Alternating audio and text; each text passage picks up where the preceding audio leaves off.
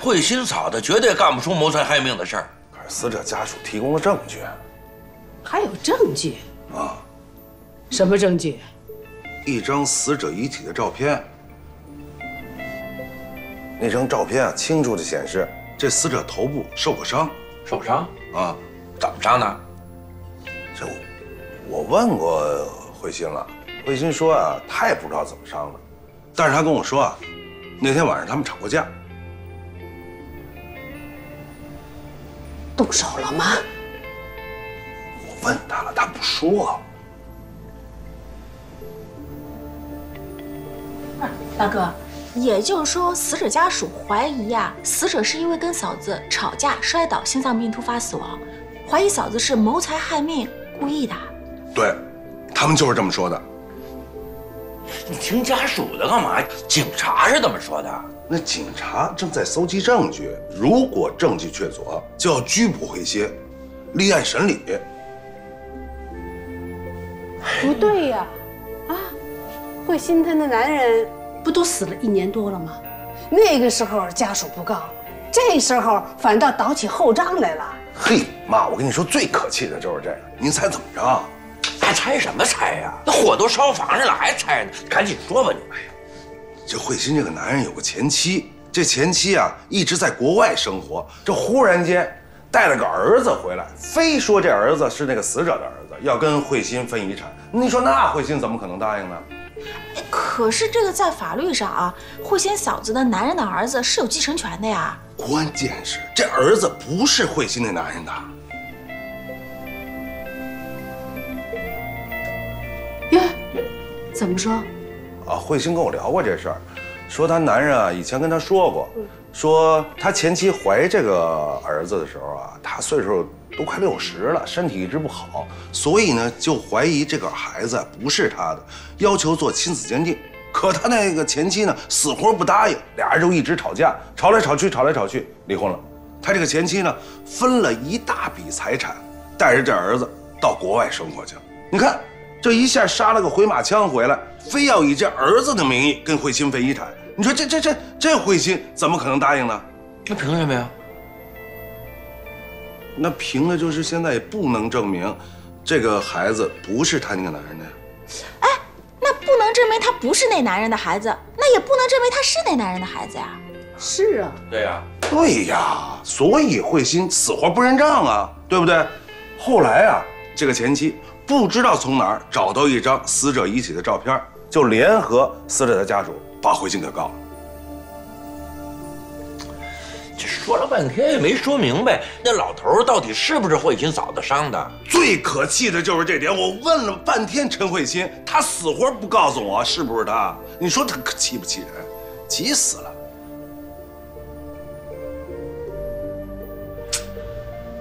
就是不知道那天晚上他们到底发生了什么。是啊，让小小立马给他妈打电话，就说是我说他，明天上午让他到家来见我。嗯。哎，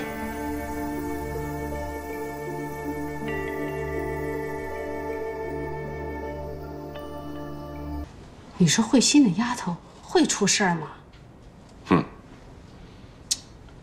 慧心呢，一小是咱们看着长大的，性子是野了点儿，啊，可是他生性善良，说是图财害命，打死我也不信。我也不信。咱俩的心思就是想办法让慧心和老大能破镜重圆，让慧心再重新进咱们庄稼。可是老大把这条路堵得死死的，他就是个嘴狠子，你没瞧见吗？慧心一出事儿，他就义无反顾地扑上去。哎呀，一对冤家，真不让人省心。唉，可不。行了，明儿咱们先弄清楚慧心到底出什么事儿了，先过了这关再说。也只能这样了。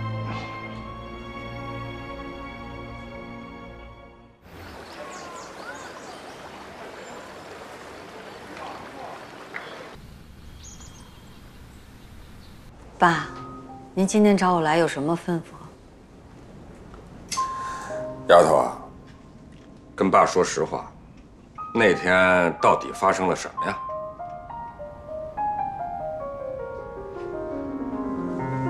我跟志存都说了，那天我跟他吵了几句，然后我就走了。那你动手了吗？我没动手嘛。哎呀，这什么时候了还不说实话？我说的就是实话。那你没动手，那男的脑袋上伤哪来的呀？那我怎么知道呢？我跟你说啊，人家警察叫我去，就是问你以前有没有暴力倾向。你怎么回答？我就没正面回答。你就应该跟警察说，我嫂子根本就没有暴力倾向。三哥，你别打岔。三弟，你哥根本就不会帮我的，他巴不得我出事儿。哎，行了，你别胡说八道了，说正经的啊，人家告你图财害命。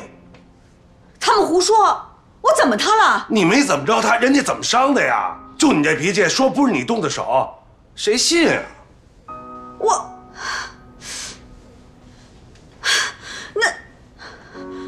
行，那我今天就跟你们说实话吧。爸，其实是他先动的手。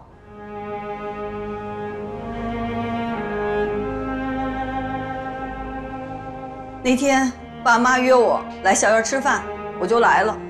吃完饭回去以后，他就跟我急了，他说我为什么老来庄稼？我跟你离了婚了，还老来这儿吃饭，我跟你藕断丝连。我顶撞了他几句，我没想到他上来就掐我、打我，我真的扛不住，他下手特别狠，实在扛不住了，我就跑了。至于他后来他怎么受的伤，我真的不知道。哎，陈伟新，他当时跟你动手，你干嘛不跟我说呀？我跟你说，庄志存，这种话我怎么跟你说？我陈伟新也是要脸的人。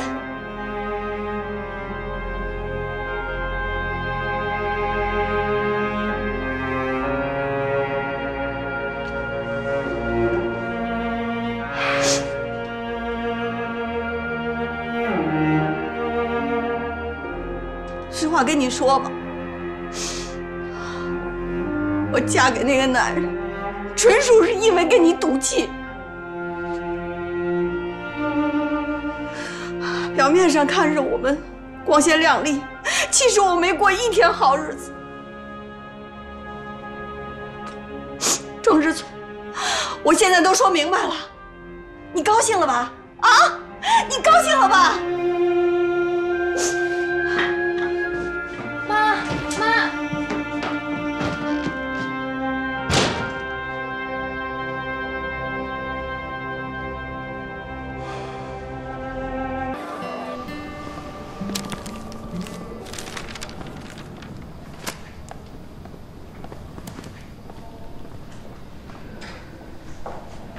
志纯，老蔡怎么样？有结果了吗？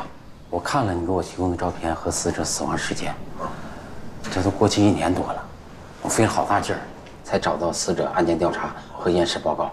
就目前显示的情况来看呢，死者头部受伤只是轻微的碰撞伤，这不足以引起心脏病发作，